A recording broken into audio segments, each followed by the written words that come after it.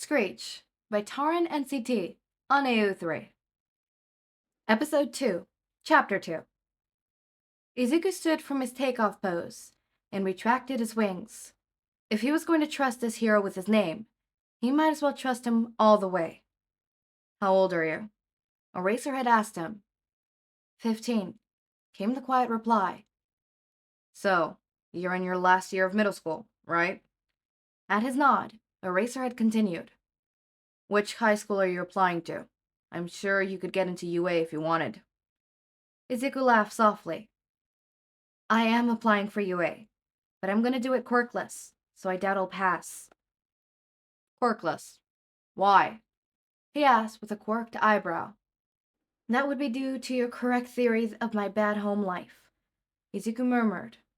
My mom tells everyone I'm quirkless. I'm registered as quirkless. I'm supposed to be quirkless. Extra toy joint and everything. Of course you have the extra toy joint. Eraserhead said, as if that was the most obvious thing in the world. Avians had that joint. Something along the lines of feet trying to be talons, I think.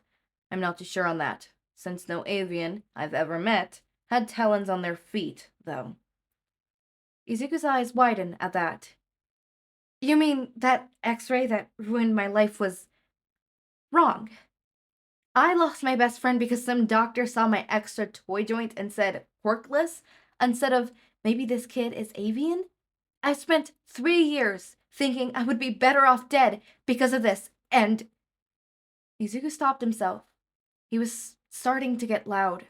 Any further, and his screech would activate. He took a deep breath to calm himself, and looked back at the hero in front of him. I'm sorry. I have to go. With that, Izuku spread his wings and took off into the night. Please, Tsukuichi answered, on the phone. Tell me you talked to Screech. Yeah, Shouta replied. He's 13, going to be taking the UA entrance exam in 3 weeks, and his name is Midoriya Izuku. Oh, and he's registered as quirkless. Tsukuichi was typing on his computer, but paused at that. Quirkless? What, has no one noticed the wings? Turns out they're retractable. We were talking and they just disappeared. Shouta said disbelievingly. I wouldn't have believed it if I hadn't seen it.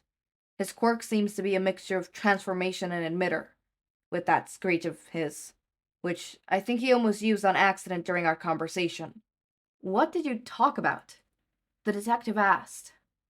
Apparently, he was diagnosed quirkless at 4 because of a doctor's visit that showed he had the avian extra toy joint. He was really upset about that. Didn't realize that was an avian trait. I have a feeling that his parents don't like his quirk. His mom is forcing him to pretend to be quirkless. Tsukuichi continued his typing for a few minutes, and then said, Okay, Izuku Midoriya, mother is Inko Midoriya. Quirk, attracts small objects. It's a weak telekinesis quirk. Father is Hizashi Midoriya.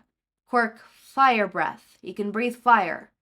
If the kid is avian, the mom is refusing to acknowledge her kid's quirk.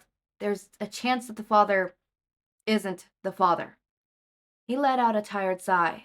Gods, can you imagine putting your kid through the torture that it is today's treatment of quirklessness just because of an affair?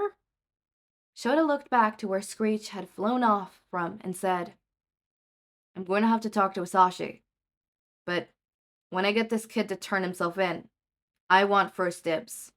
I'm going to get him a guest room ready for him. Tsukuichi laughed at him.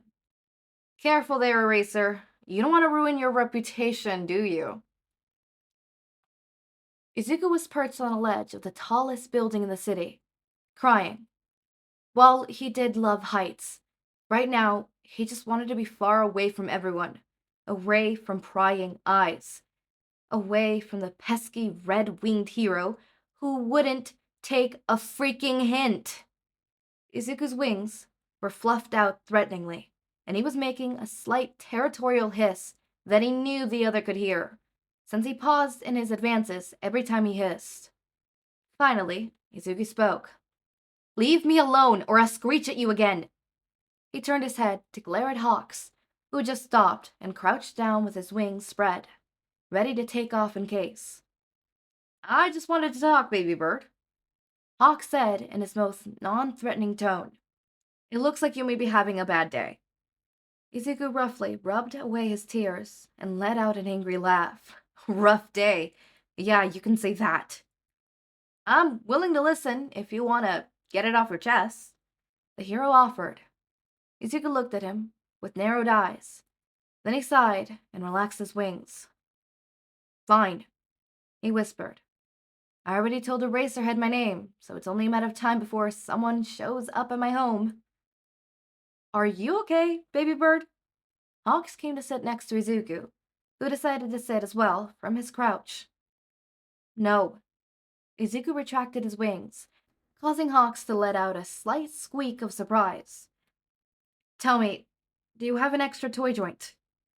Yeah, all avians do, don't you?" Came's Hawk's confused reply. "I was told I was quirkless at 4 because of it," Izuku said softly. "My parents weren't happy, but it was what it was. Small parts of my quirk started emerging when I was 7, and my mom pushed me out the window." Hawks gasped in surprise. "Were you okay?" "That was the first time my wings emerged. I think my quirk was taking my fall as an attempt of branching," Izuku recalled. And thinking back on it, that was probably why he couldn't control his wings at first. He had to learn to fly. And raptors, such as owls, learn by falling from their nest in a method called branching. Their parents would kick them out, and they would have to use their wings to fall safely. How many times did you fall?" Hawks hesitantly asked. He had figured it out. Clever bird. 5 times, all before I was 11. 3 by my own will. Hawks closed his eyes with a wince. "Is that why you're a vigilante now?" he asked with a whisper. "You're trying to die?" With a sad grin, Izuku nodded. "I might as well try to take down some thugs with me, and who knows, one of them might get lucky." Hawks was quiet for a moment. "I'm gonna give you a hug now, and I need you not to fight me on this." Izuku raised an eyebrow at him, but let the older bird put his arms across his shoulders and pull him in for a hug. He wrapped his wings around the teen by his side, and that was all it took. Izuku let out all the tears he had left, clinging to Hawk's jacket and burying his face in the other man's chest. They stayed like that for what seemed like hours. "What happened today? What happened to make you break down like this?" Hawks whispered his question. "Today was just a day," Izuku said, his voice hoarse from his breakdown. "It started in the morning. I didn't bother turning on any lights in the house when I woke up for school. And why would I? I have perfect dark vision. But my mom walked in the kitchen and saw my eyes when she turned on the lights. I have a few new bruises from that." "Next," Izuku continued, "one of the other kids in my class left spider lilies on my desk. It's not the first time that's happened, but it still hurts every time. I like to write quirk analysis, and after school, one of my bullies destroyed it and threw it out the window. I had worked really hard on that one, and as he was walking out of the classroom, he said—" Izuku paused at that. If he told Hawks what Bakugou had said, he'd be required to report it. Bakugou would lose his chance to be a hero. No, Izuku didn't want to do that to him. "Well, it doesn't matter what he said. I have a feeling it matters," Hawks said quietly. "But I won't push you to tell me if you don't want to." "Thanks." Izuku sniffled a little and then continued. "On my way home, I ran into a villain. He was all made of slug, and I was so desperate I didn't even bother digging when he attacked me. I didn't fight him. I was willing to let it all end." "Kid." "Yeah. The only reason I'm alive is because All Might showed up and blasted the villain. He collected the villain into a bottle, but before he could leave, I tried to ask him a question, I'm so small and light that I don't think he felt me latch onto him before he took off. He landed on a roof. I asked him a question. He gave me an answer. Then he left. If I didn't know my wings could prevent me from falling, I would have jumped. Hawks were absorbing Izuku's back comfortably. And oh, how Izuku needed this. He needed one person to care. Or even one person to pretend to care. I'm not sure how long I stayed there. Izuku continued. Eraserhead was out and saw me by the time I flew off. Please tell me Eraserhead didn't hurt you too. Hawks begged him. Not intentionally. No, but something you said is what was the final straw for me tonight. Looking up at Hawks with a weak grin, Izuku said, I never knew Alvians had an extra toy joint before tonight. I thought that my quirk may have been stress-induced from my friend pushing me down a hill. The two sat there in silence for hours, and were still there when the sun started coming up. Keigo watched as the baby bird flew off home, likely to get ready for a school day. He wanted to take the baby bird home with him, but he was probably the worst person to be a parent. A kick-ass big brother? Yes, but not as the baby bird's parent. Picking up his phone, Keigo scrolled through his contacts, hoping he had the number for Eraserhead. Or if he was going to have to reach out to someone for it. When he found the name in his contacts, he cheered and hit call, and waited, and was sent to voicemail. Frowning, he tried again. 3 rings later, the phone was answered. What? Came the sleep-deprived growl shout of Eraserhead. Whoa, okay, ease back there. You're at 12, and I'm gonna need you to bring it down at least 7. Keigo joked. Who in the fuck? There was a pause, no doubt as Eraserhead looked at the name of the person calling, since his next words were, Hawks, if you don't have a goddamn good reason to be calling me at ass crack of dawn, I'm going to rip all your feathers off and shove them up your ass. Graphic. Noted. Don't call Eraserhead before noon. Keigo laughed a little, and then got serious and said, I spent most of the past few hours with Screech, crying on my shoulder. He told me he met you tonight, and that you know his name now. Keigo heard Eraserhead sit up and get serious as well. Yeah, Izuku Midoriya. Seems his mother had an affair, and the kid came from that. She most likely blames him for a failed marriage. We saw she was divorced. She abuses him, Keigo said. He told me so. I know. I'm working with Detective Tsukuichi as soon as we can get Screech to turn himself in. We don't want to arrest him. I'm going to become his emergency foster parent. And then I'm going to file for adoption. That kid is mine. Keigo could hear the near-possessive challenge coming from Eraser, and Keigo laughed. Chill, dude. You can have him. I'm not going to attempt to be a parental figure, but you're going to have to live with the fact that I'm Big Brother Hawks. A slight pause, and then, acceptable. Big Brother Hawks, let's go.